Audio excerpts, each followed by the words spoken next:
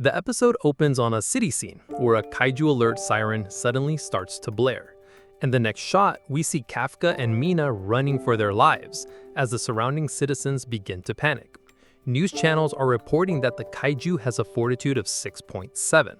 The city's inhabitants are overheard complaining, completely fed up with the constant threat of kaijus. Suddenly, a massive attack strikes a nearby building.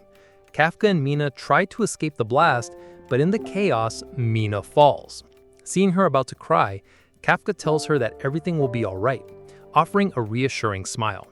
He then helps her up and they continue running together. Defense Force vehicles appear on the scene, and Kafka yells at them to go finish the kaijus. Just then, another huge explosion erupts. The force of the blast rips Mina's hand from his, and Kafka is thrown back. He manages to recover, but when he opens his eyes, Mina is gone. He desperately searches the area, shouting her name. Suddenly, he's surrounded by Defense Force officers, all aiming their weapons at him. He recognizes his former colleagues among them. Mina's there too, her own weapon raised and ready to fire. The camera reveals they are all aiming at Kaiju number 8. The officers open fire, and Kafka, in his kaiju form, tries to shield himself from the barrage. They show no signs of stopping, and 2 helicopters also join the attack, targeting him from above. To protect himself, Kafka strikes back, damaging the helicopters. The officers are stunned by the power of his attack, noting the high fortitude reading. Kaiju number 8 then grows to a colossal size and prepares to unleash a devastating blow. But in the next moment, Kafka jolts awake in bed. The entire sequence was just a nightmare. He checks himself and is relieved to find he's in his normal human form. We cut to the 3rd Division's base, which is severely damaged. Mina is surveying the destruction when Hoshina approaches her. He mentions that it's been 5 days and they still haven't decided what to do about Kafka, who remains in custody. Mina listens to him and simply replies, "I see." Hoshina comments that repairing the base will take a significant amount of time.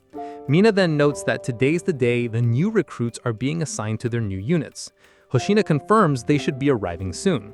The scene shifts to Iharu and Reno. Iharu notices that Reno seems down. When they arrive at their destination, Iharu is visibly excited, but Reno doesn't share his enthusiasm. Iharu asks Reno to take a picture of him, after which they find a bench to sit on. Iharu tries to cheer Reno up, telling him not to be so tense on their first day. Reno denies being tense. Iharu then brings up Kafka, wondering what's happening to him and lamenting that he can no longer be a normal officer. This makes Reno laugh, as he recalls Kafka asking him the very same thing. They both express their belief that Kafka will definitely return. Next, we cut to the 4th Division's base, where Iharu and Reno are heading.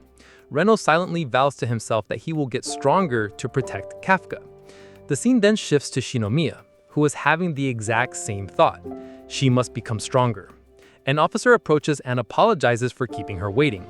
He introduces himself as Hasegawa, the vice captain of the 1st Division. Hasegawa informs Shinomiya he's taking her to the captain's office.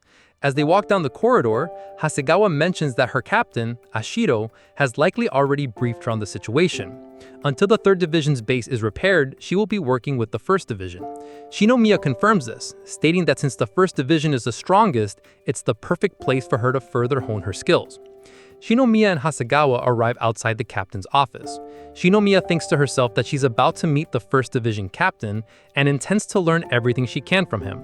However, when Hasegawa opens the door, he finds the captain, Narumi, playing video games. He quietly shuts the door, then re-enters the room and delivers a swift kick to Narumi. Hasegawa scolds him, reminding him that he was told to keep his room clean. Narumi retorts, "I know you told me, but it's my choice whether I do it or not." This earns him another kick from Hasegawa, who calls him lazy. Narumi shouts back that it's his room to use as he pleases. Hasegawa corrects him, stating the room belongs to the Defense Force. Narumi then suggests that if Hasegawa is so concerned, he should clean it himself. Fed up, Hasegawa calls for the cleaning crew, which finally prompts Narumi to relent, saying he'll clean it up himself. Hasegawa introduces Captain Narumi to Shinomiya. Her first impression is not a respectful one. Narumi casually notes, "Oh, so you're Director Shinomiya's daughter." Shinomiya formally introduces herself as Kikoru Shinomiya from the 3rd Division, temporarily assigned to the 1st. Narumi cuts her off, saying he dislikes formalities.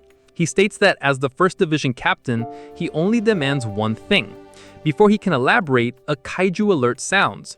Narumi instantly shifts into combat mode, telling Shinomiya she can learn by observing their fight. We then see a shot of the kaiju. Next, we see Captain Narumi and Shinomiya in a helicopter, heading to the scene. Weapons are prepared for engagement as a public announcement warns citizens of the kaiju attack. In the next scene, the kaiju is being hit by multiple attacks. It's being strategically cornered from 3 sides, forcing it to change its direction. The kaiju flees under a bridge, causing the structure to collapse in its wake. Back in the helicopter, Narumi's briefed on the attack plan.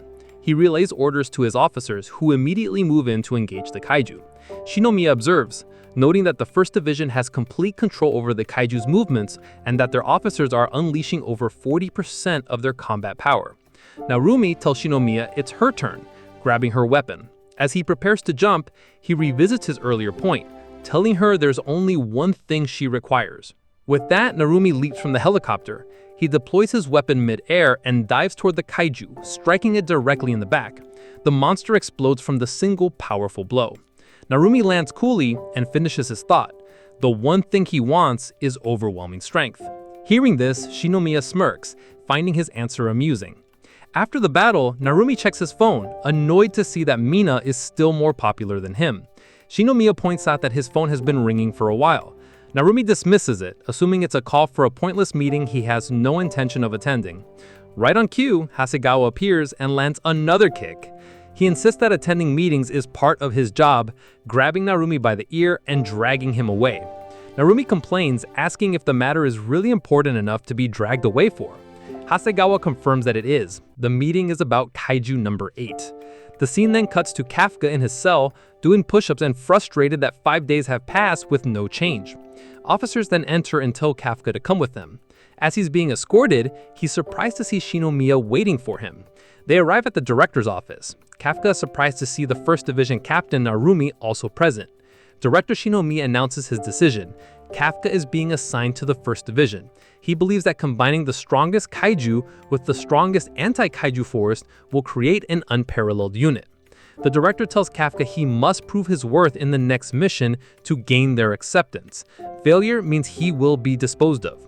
Kafka thinks himself that while he hates being treated as just Kaiju number 8, his first priority is to survive. However, Narumi flatly rejects the idea. He states that the strongest division only needs one monster, and that's me, and begins to walk out. Director Shinomiya stops him, explaining that the nature of their enemy is changing. Kaiju number 9 can imitate humans and hide in plain sight, while Kaiju number 10 launched a highly strategic attack on the force.